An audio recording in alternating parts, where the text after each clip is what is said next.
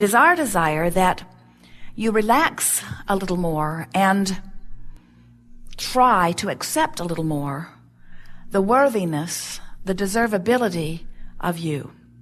We want you to stop acknowledging who you are on the basis of how things have been. In other words, if you would like to have a lot of money, and by that we mean the freedom to do what you want to do financially, we would like you to begin pronouncing yourself financially secure now. We want you to base it on where you're going, not on where you've been. The thing that's a little tricky about that is that where you've been looking. You've been observing where you've been. Only then it was where you were, sort of like where you are. And there's a tendency to pay such attention to what is around me. So if my checkbook says I don't have enough money to pay my rent, then I accept that reality and I begin to beat a drum that says, this is who I am, this is who I am, this is who I am, or at least this is who I am financially, this is who I am financially.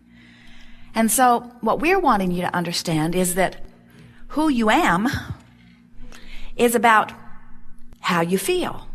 But if you're letting what is be the basis of how you feel, then what is who you am. Transcriber has a hard time with us. She doesn't know whether to type it as we've said it or as we should have said it. So, what is the byproduct of how you've been feeling and what you've been thinking. But what is coming is the byproduct of what you're doing about all of that now. And so, when we say to you that your powerful present is everything, that all of your power is here and now, what we're saying to you is you have the ability, the capacity to offer a vibration now that is different from how you've been offering it, if you know you do. Now, there are a lot of people that are just, we love you dearly, lazy. And by that we mean, rather than making the effort to think a thought that feels differently, you just think the thought that feels normal or usual. And then nothing much changes in your experience. And we want to be kind to you by saying, we want you to let yourself off the hook a little bit by acknowledging that law of attraction is in on that. In other words, it's logical that you would think thoughts sort of like the thoughts that you've been thinking, because the thoughts that you have been thinking are attractive in nature. And so things that match the thoughts that you've been thinking are surrounding you. So it's normal that you think a thought, the thought responds, the thought comes back to you in manifestational form, you observe what manifests, and then you begin speaking reality. This is how it is, you say. Sometimes you say, oh my goodness, I thought that and then it happened. And we say, you get what you think about whether you want it or not. What you observe, what you remember, what you reminisce, what you ponder, what you imagine, what you speak about, whether you are contemplating past, present, or future, wherever you are giving your attention is generating a vibration that law of attraction is matching. So sometimes our physical friends will say to us, Abraham, I have to give this my attention because it is true. It is a reality. It's the way that it is. And we say, we see no logic in that. But as physical humans, you really are caught up in the idea of your physicalness, your physicality. This stuff that's manifesting around you feels like the main event to you. We know it does. And so when something is manifested, you say, well, there it is. Let's document it historically. Let's make it a statistic, and let's talk about it never-endedly, and let's build monuments about it, and let's make sure that our children and their children and their children who had nothing to do with this event, who weren't part of it in any way, let's make sure that they never, ever, ever, ever, ever, ever, ever, ever, ever forget. Let's keep it active in their vibration. And we say, let's not. Why take something that was not enjoyed by those who lived it and continue to carry it forward into generation after generation. When you understand vibration, you don't do that. When you understand vibration, you look in your now for things that make you feel good when you see them, because you understand that when you look at something in your now that pleases you, you activate it and you're going to get more of it. When you understand the power of vibration and you're looking in your past, you don't look for the whole collage. You don't look for the big picture. You don't look for every single event. You don't try to present a balanced view. You look into your past for those things that you love the very most, and as you focus upon them, they keep repeating themselves into your now and into your future, but you don't replicate the stuff you don't want. You're too smart for that. Why drag around stuff you do not want because it is some reality? That's like saying, I see that person focused upon that terrible thing that he did not want long enough that he created it in his reality. And because he created it in his reality, I think I should do that too. And we say, why would you do that? We know the answer. The only reason that anyone would do that is because you don't know what you're doing. You would never do it on purpose. You would never say, oh, my friend has cancer. Let me see if I can figure out how to get some too. You would never say, oh, my friend is in a terrible relationship. Let me talk to her every day until she brings me to the place of feeling like she feels so that I can recreate that misery in my own experience. You don't say that. What you say is, I need to be there for her. And we say, what you really want to do is go with the flow. You want to go with the flow of well-being. You don't want to get out of step just because somebody else got out of sync with well-being, you see. So how do you know when you're in the flow of well-being, and how do you know when you're stepping out of it a little bit? Or how do you know when you're hindering it or disallowing it? You can tell by the way you feel. You have this emotional guidance system that is so accurate, so sophisticated, so loving of you, so helpful. Jerry and Esther have a sort of guidance system, not nearly as wonderful as the one all of you are born with, in their vehicles. It is called Magellan. And Magellan calculates the route and gives them verbal and visual description of how to get from where they are to where they want to be. They just program in the address, and then Magellan talks to them. Go this way, go this way. Magellan never, ever, ever, ever has said to them, where have you been? Because it is irrelevant to the task at hand. The task at hand is, where are you in relationship to where you want to be? That's all that matters. And your own guidance system is the same way.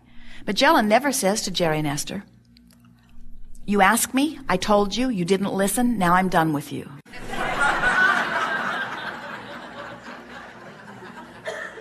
And your own guidance system is the same way. Your own guidance system is always there, fresh and willing to assist you from where you are to where you want to be. But you got to listen, and you got to know how your guidance system is talking to you.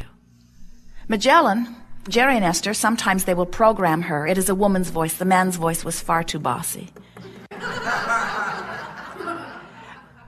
Jerry and Esther will program Magellan, and then they will get another idea. And rather than take the time to reprogram her, they will just go the way they've decided to go and try to ignore her. But she is relentless. She says, please return to the highlighted route. Please return to the highlighted route. She does not raise her voice. She does not get louder, but she continues to say, please return to the highlighted route. Please return to the highlighted route. Please return to the highlighted route. You said you wanted to go there. You are not going in the way that I recommend. Please return to the way I recommend. Please return to the way I recommend. Jerry will say, shut that broad up. If they continue to ignore her, eventually she will conclude that you're serious about your new divergence. And she will say, recalculating route. This is the point where your mother would say, you asked me, I told you, now don't ask me anymore. But Magellan says, given your new location and keeping in mind your determination to still get to where you want to be, this is what I now suggest. And your own guidance system is the same way. Always responding to where you are now and always leading you to the path of least resistance to that which you are seeking. Path of least resistance and path of most allowance are the same path. In other words, this is the best route for now. Well, how do you know if you're on your path? How can you tell? Magellan, it's obvious. She speaks right up. But many of you do not know that you have a Magellan or an Abraham in your ear, and so how do you know? And we say, you can tell by the way you feel. When you're on your path, it feels like ease. It feels like joy. It feels like adventure. It feels like exhilaration. It feels interesting. It feels exciting. It feels soothing. When you're off your path, it feels irritating. It feels aggravating. It feels overwhelming. It feels frustrating. It feels fearful. It feels angry. It feels suffocating. In other words, you can tell when you are on your path and when you are not. Now, we want to give you something here that many of you may not be aware of. We want you to know that this is not a straight and narrow path. This is a wide and yielding, friendly, moving about, delicious path. There are so many paths that you could take to where you want to go. And there's not only one enjoyable path either. There are so many paths of excitement and adventure. In fact, some of you so much like adventure and excitement, you so much want to be alive that you don't even want the shortest path. You don't even want the easiest path. You want the most exhilarating path. You want the most adventurous path. That's why you cannot guide one another about your paths. That's why nobody can write a book, not even a book called Bible. No one can write a book. No one can write a process. No one can tell you the way to go. You have your own internal guidance system that is taking into consideration who you are, who you were before you were born, who you are as non-physical energy, who you are in this physical body, who you are in relationship to your environment, who you are in relationship to all things you want. Your guidance system knows who you are and adores you, and is lovingly saying to you, given everything I know about you, which is everything, given everything I know about you, if I were standing in your physical shoes, I would go this way. Why don't you try it and see how it feels? So, if you will make a decision to follow what feels good, you will be on your path, and it will be an extraordinary path. It will fulfill you in every possible way.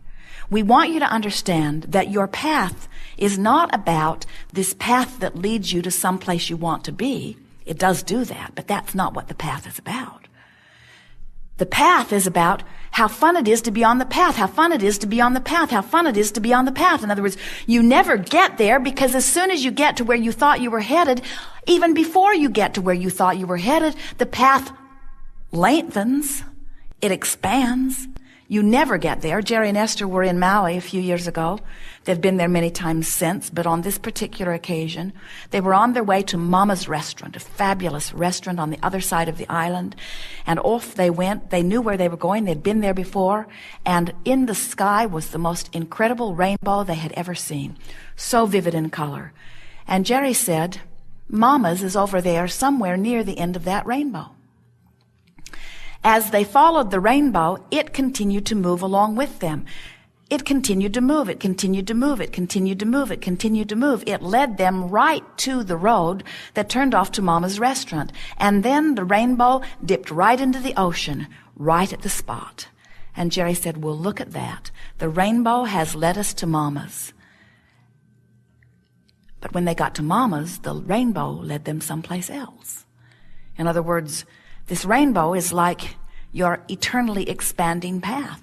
As soon as you get even close to where you think you were going, you not only get the benefit of what you were reaching for, but you get an expanded reach. And so we want you to start enjoying the fact that you will never get there.